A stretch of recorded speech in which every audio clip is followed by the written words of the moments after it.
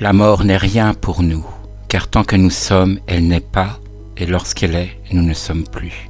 Épicure, l'être Aménécée. Que veut dire Épicure? Que veut dire cette phrase d'Épicure à Ménécée, alors que l'idée de mourir est l'une des plus grandes angoisses de l'homme? Mais que craignons-nous au juste? Rien. C'est le rien que nous craignons, car la mort est ce rien, je ne serai plus rien.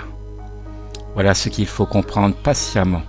Au terme de cette compréhension, nous serons libérés de cette peur et nous pourrons vivre avec force et sérénité, c'est-à-dire en profitant des plaisirs que la vie nous offre, mais sans être dépendant d'eux pour notre bonheur.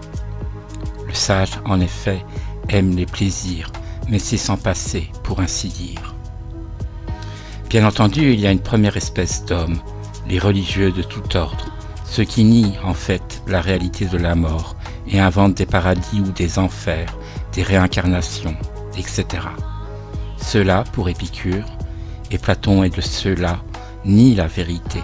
Ils nous font peur avec l'enfer, ou bien ils nous parlent sottement d'un paradis qui n'existe pas pour que nous nous rallions à leur religion.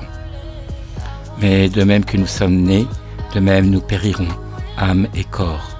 Telle est la nature des choses. Mais est-ce si grave?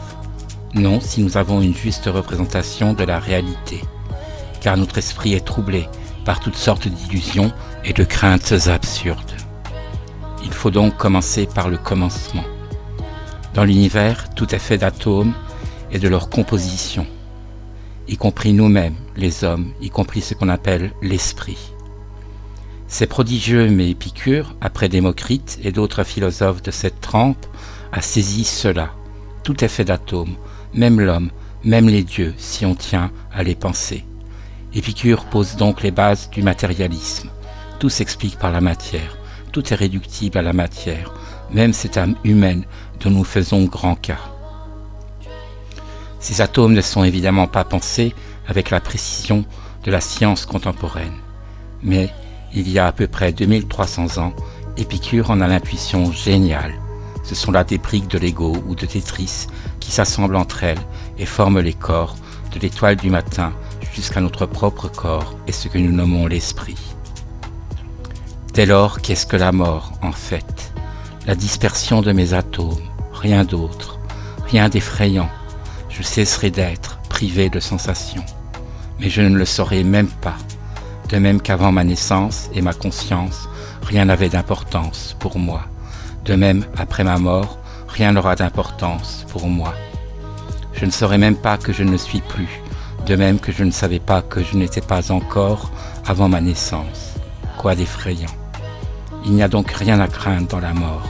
Elle est semblable à ce temps où je n'étais pas encore. Mais je suis là maintenant. Je suis vivant.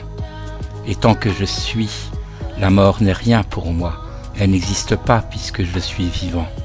Elle est juste quelque chose d'imaginaire. Tant que je suis, elle n'est rien. Et lorsqu'elle sera, elle ne sera rien pour moi, puisque je ne serai plus.